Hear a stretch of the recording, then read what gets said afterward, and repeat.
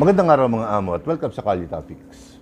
Sa video na to ay magkokomento tayo patungkol po dito sa mga ilang katanungan patungkol sa, kung makakatulong ba itong pagkaka-aresto ni dating Pangulong Rodrigo Duterte sa kanyang mga manok, mga kandidato para sa pagkasenador o sa iba pang mga posisyon sa gobyerno sa 2025 national election, itong darating na eleksyon. So, magandang katanungan nga po yan dahil kung mapapansin po natin sa kasalukuyan ay nagdaraos ng kaliwat ka ng mga prayer rally para makumbinse o para ma-pressure ang ating gobyerno, ang gobyerno ni Pangulong Bongbong Marcos na maibalik si dating Pangulong Rodrigo Duterte dito sa ating bansa. So, ang una siyempreng tatanungin ng mga kagaya natin na nagmamasid ay kung ito bang mga pangyayari na to ay makakatulong sa mga kandidato ni dating Pangulong Rodrigo Duterte. Well, sa aking opinion po lamang ay makakatulong ito sa ilan, pero hindi sa lahat ng kandidato ni dating Pangulong Rodrigo Duterte dahil hindi naman sa paninira, pero ang ilan, katingin ko, sa mga kandidato ni dating Pangulong Rodrigo Duterte ay medyo mababa ang chance ang manalo, bagamat nung nakaraang mga surveys ay biglang nag-number 1 si Senador Bongo at napunta sa pangalawang pwesto si Erwin Tulfo. Pero siyempre, survey lang yan. Alam naman natin na may mga pribadong tao na nagbabayad niyan para maglunsad ng ganyang uri ng mga survey. So, medyo hindi natin pwedeng basta-basta paniwalaan yan. Kumbaga, isang mekanismo lamang po yan para maikondisyon ang isip nating mga Pilipino at paniwalain na itong mga kandidato na to ay popular at malaki ang tsansa na manalo. Matagal ko na rin po sinasabi sa inyo na kapag kapipili tayo ng kandidato, tingnan natin kung talagang may magagawa at hindi lamang umaasa sa kanilang kasikatan o sa mga bagay na ginagawa nila, katulad nung pagtulong di umano sa mahirap, ay dapat hindi na rin masyadong bagamat magandang katangian yon na ikaw ay tumutulong sa mahirap, pero kailangan, lalong-lalo na sa mga ganitong sensitibong posisyon, congressman at senador na may kinalaman sa pagpapatupad o sa paggawa ng mga batas sa ating bansa, ay hindi naman po siguro masama na medyo taas-taasan natin ang ating mga standards o pamantayan. So, dahil po sa sinabi ko na yan, kaya naniniwala ako na hindi naman lahat ng kandidato ni former President Rodrigo Duterte ay malaki ang tsansang manalo. At ganun din naman siyempre sa mga manok, ng administrasyon ni Pangulong Bongbong Marcos, may mga kandidato rin po doon na talagang siyempre 100% na nakasandal lamang. Una, siyempre sa administrasyon dahil bit-bit sila ni Pangulong Bongbong Marcos, at ikalawa, nakikita ko rin naman na wala naman silang masyadong magagawa na sa Senado. Walang maiaambag. So, yun ang sagot natin dito sa unang tanong na to. Kung naitutulong nga ba itong pagkakadala sa dahig ni dating Pangulong Rodrigo Duterte. At syempre, pinoportray po siya ngayon ng kanyang mga supporters na biktima ng injustice sa ating bansa. binanggit na rin po natin yung, binanggit na rin lamang po natin yung ika nga injustice at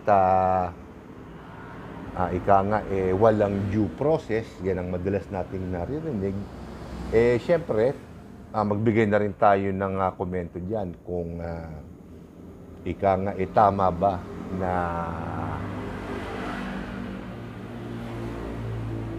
madala sa dahig ng ganun-ganun na lamang kabilis si dating Pangulong Rodrigo Duterte. Yun nga kung may due process ba. Well, nanood din tayo ng mga komento ng hindi lang ng lokal, may mga international critic din na nagkomento patungkol po dito. At ang isang partikular na binabanggit nila ay yun na nga po, kung nasunod ba yung ika nga tamang proseso ng paghahain ng arrest warrant ng ICC sa pamamagitan ng Interpol kay Pangulong Rodrigo Duterte. At ang ilan sa kanila ay nagsasabi na hindi dapat ganon ang nangyari. Dapat dito muna ika nga kinasuhan si dating Pangulong Rodrigo Duterte at pagkaraan nun, meron kasi sila sinabi, yung Rome Stature 60 ba yun? 59 o 60? Na kumbaga ay dapat mapatunayan ng ika nga ng ICC na wala ng sapat na kakayahan, hindi ba, na litisin ng isang katulad ni dating Pangulong Rodrigo Duterte dito sa bansa na to, kung ang judicial system natin ay gamitin ko na yung salita, incompetent o ika nga walang kakayahan na maglitis ng ganung uri ng kaso. Pero sa mga nakakaraang araw naman ay binabanggit ng ating gobyerno na competent naman. At noon pa man, sinasabi ng ating Pangulo na functioning ang ating judicial system sa ating bansa. So doon pa lamang nagkakaroon na ng ika nga agam-agam sa aking isip kung nasunod ba talaga yung ika nga mga requirements para madala ang isang kagaya ni dating Pangulong Rodrigo Duterte sa ICC dahil hindi na gumagana ang judiciary system o judicial system sa ating bansa. So, syempre, sa dami ng madudunong, ika nga, na nag-advise kay Pangulong Bongbong Marcos, pilit nilang inilulusot na isinurrender nila si dating Pangulong Rodrigo Duterte sa Interpol at hindi daw makahindi ang ating gobyerno sa Interpol dahil vice versa, kinakailangan din natin ng tulong nila. Well, siguro tanggapin na lang natin. Kasi syempre, sa dinami-dami ng nagpo-protesta ngayon, ng nag-rally ngayon sa kalsada, sa iba't ibang panig ng ating bansa, sa tingin ko, milagro na lang na mapagbigyan ng ating gobyerno na maibalik si dating Pangulong Rodrigo Duterte sa ating bansa. At sa tingin ko, kung kahihiyan man ito na matatawag sa parte ng ating judicial system, magmula sa Korte Suprema hanggang sa pinakamababa, nang dahil na rin siyempre sa ating Pangulo, ay titiisin na lamang nila. Yan ang aking nakikita. Hindi dahil ika nga binabastos natin o ipinahihiya natin ang judicial system sa ating bansa. Totoo naman gumagana, kaya nga lang hindi pa rin talaga maialis. Hindi pa rin maipagpag ng sistema ng ating bansa ang palakasan system. Aminin man natin at sa hindi, dalawang malalakas na puwersa ang naglalaban ngayon sa ating bansa. Ang mga Marcoses na nasa administrasyon at ang mga Duterte na nasa oposisyon. Naturalmente, kung sino ang administrasyon ngayon, siya ang may hawak ng kapangyarihan at hindi naman natin masisisi itong ating judicial system, kahit na pwede naman talaga natin sisihin, sumusunod lamang sa may kapangyarihan ng dahil sa kanilang mga propesyon. Siyempre, naghihirap din yung mga tao na yan para makarating sa kung saan man sila ngayon. At hindi nila papayagan na nang dahil lamang sa nag-uumpugang partido ng mga politiko sa ating bansa, maapektuhan yan. So, bigay na natin yan. Ngayon, pampalubag loob dito sa mga supporters ni dating Pangulong Rodrigo Duterte, magagamit nila ito. Magagamit nila itong issue na to para maisulong yung kanilang pansariling agenda, anumang klase ito. Mapapolitika man, pero malamang puro politika. Maisusulong nila ng maayos dahil malaki pa rin talaga ang hatak ng mga Duterte sa ating bansa. Makakakuha sila ng simpatya. Samantalang sa administrasyon, hanggang sa mga oras na to, ay patuloy pa rin siyempre na ipinagtatanggol ang kanilang mga ginawa sa nangyaring pagtatransfer kay dating Pangulong Rodrigo Duterte sa ICC sa Dahig at medyo nagkakapilipilipit na rin sila sa kapapaliwanag. At marami na rin mga kripto dito sa ating bansa, mga social media personalities, mga abogado, ang hinihimay-himay ang kanilang mga pangangatwiran sa oras na itatanong sa kanila kung tama ba ang naging proseso ng paghuli o ng pag-turnover kay dating Pangulong Rodrigo Duterte sa Dahig. So nagkakapilipilipit sila. Sila ngayon ang nauna sila sa opense. Ngayon, nasa depensa naman sila. At ang nasa dating depensa, ngayon ang nasa opensa. Ganyan lang naman yan, nagpapalitan lamang po yan. So, dito sa ating mga kababayan na sumasali dito sa mga rally na to, karapatan po ninyo yan.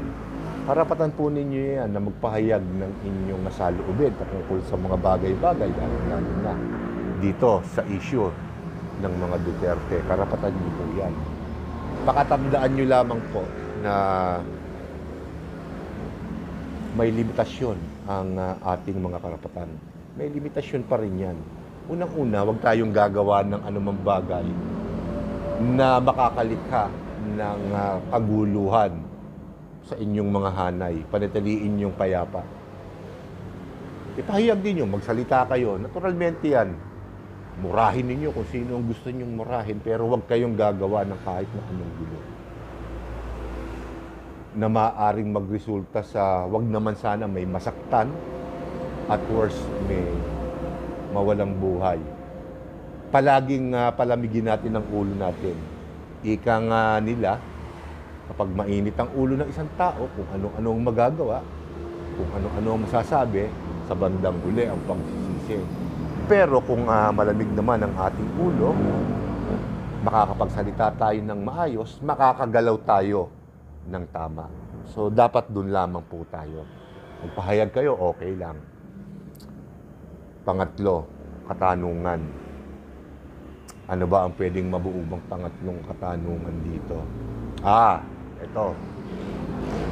Sa kasalukuyan, may mga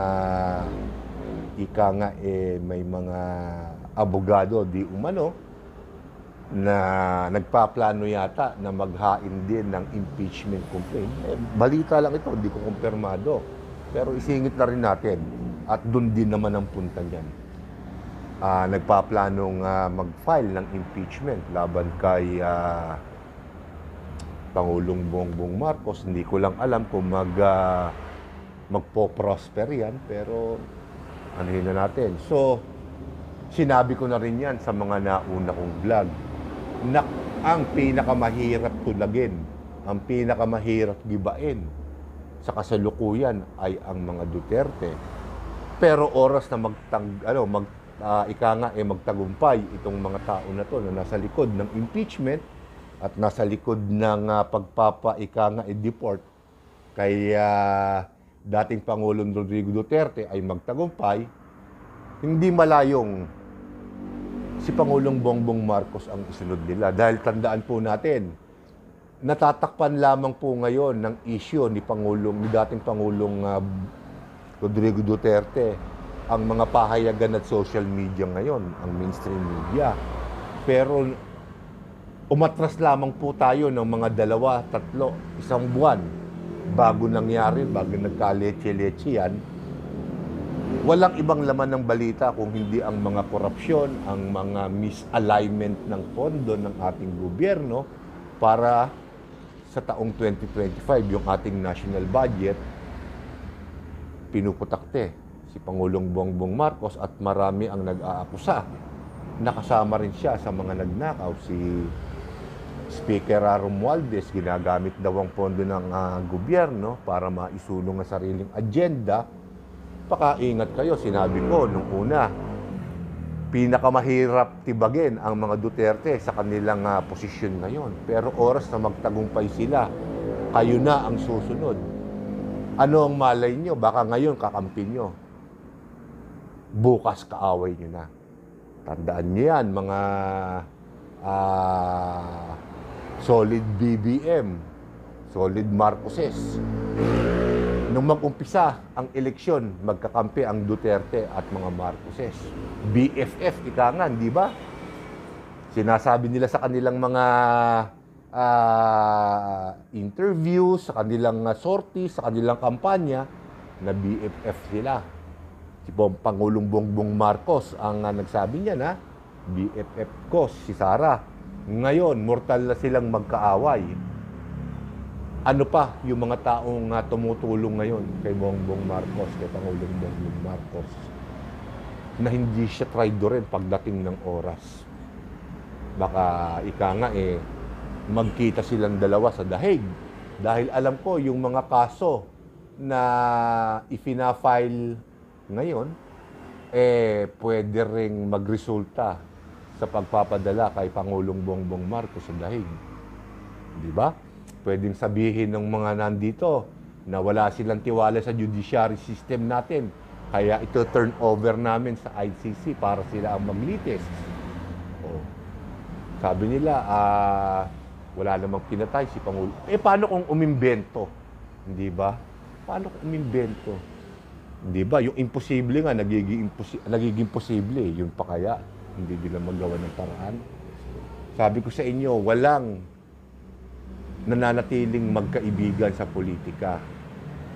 Ang pirmes, ang pangsariling interes. So, pang-apat na tanong. Ito panansya ko, ito na yung pinakahuling tanong at pinaka-importante. At madalas ko naririnig sa mga kritiko sa ibang bansa. Ayoko na munang makinig dito kasi syempre, kanya-kanya pang kampihan. Tayo, wala tayong kinakampihan. Pero nagmamasid tayo.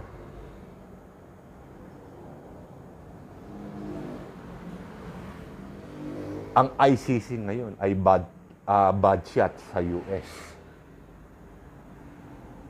Kailangan nila ng isang sensationalized case o isang malaking kaso para makakuha ang ICC ng suporta para mapalawak pa nila ang kanilang impluwensya sa buong mundo. Sa kasalukuyan, wala silang malalaking kaso na nahahawakan. Kamakailan lamang ay binatikos ni US President Donald Trump ang ICC at sinasabing hindi kailanman magiging miyembro ng ICC ang United States dahil nakikialam ito sa soberanya ng isang bansa. Kumbaga, budget na sila, lalong-lalo na doon sa mayayamang bansa.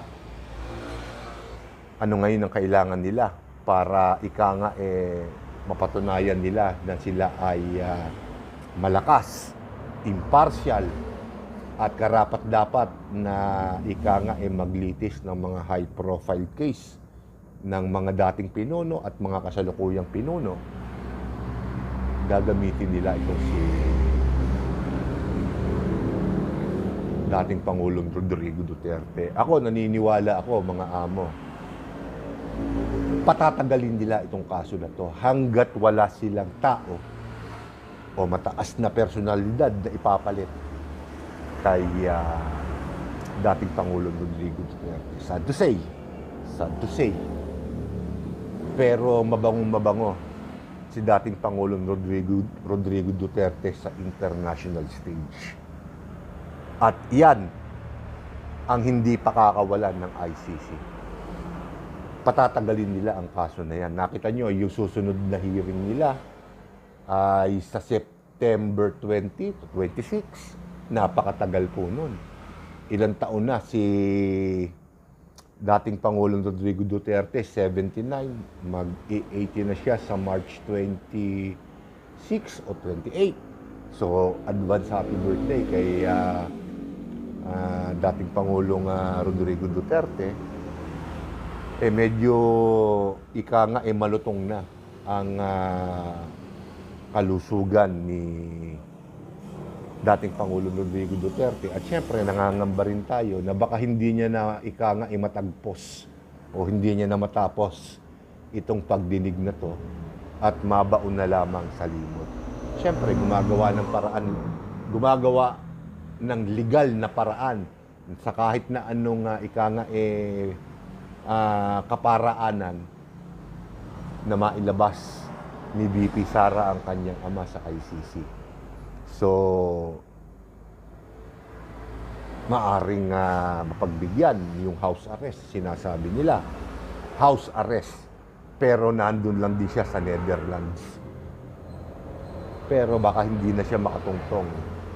Wag naman sana. Sana mabilis. Sana magawan nila ng paraan na mapabilis yung pagdinig para matapos kagad. At, syempre, noong ko pa sinasabi na gamitin na lamang nila itong positive, itong nangyari na to, para mapatunayan nila na sadya talagang walang kinalaman si dating Pangulong Rodrigo Duterte dito sa mga bagay na ibinibintang sa kanya. Tandaan nyo, ang presidente ay isang tao lamang. Maraming tao sa baba niya. Maaring ma-misinterpret ng mga nasa baba niya ang utos sa taas. So, hindi ko naman sinasabi na pwedeng gamitin yun. Dahil naman tayong alam sa batas. Pero ang sinasabi ko, isang tao lamang siya. Maraming nasa baba. Maaring na i-misinterpret yung kanyang utos. Kasabay pa nito, napakarami niya siyempreng binanggang matataas na tao, negosyante, politiko, drug lord, na maaaring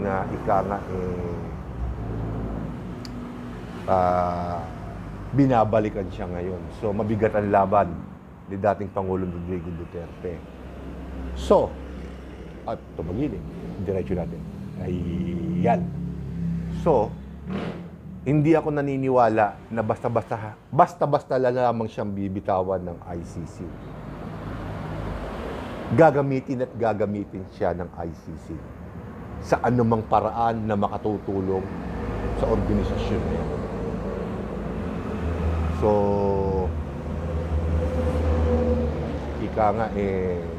weather lang yan. Masama ang weather ngayon para sa mga Duterte. So, kinakailangang tatagan nila. Pero, para naman sa mga supporters ng mga Duterte, advice ko sa inyo at dadagdagan ko ng konting-konti. Kung sa tingin nyo ang mga kandidato ng administrasyon ay magiging sunod-sunuran lamang at yung dagdag ko at wala naman talagang iaambag sa mga posisyon na kanilang tinatakbuhan, huwag yun ang iboto. Mas maganda pa sigurong sumubok tayo doon sa mga independent na may alam, may dunong. Tingnan natin doon sa mahabang listahan ng mga kandidato. Ganun din sa oposisyon, sa mga kandidato ni dating Pangulong Rodrigo Duterte. Tingnan natin kung sino doon ang mag-aambag ng maayos doon sa mga trabaho, sa mga posisyon na kanilang tinatakbuhan. Gamitin po natin ang utak natin.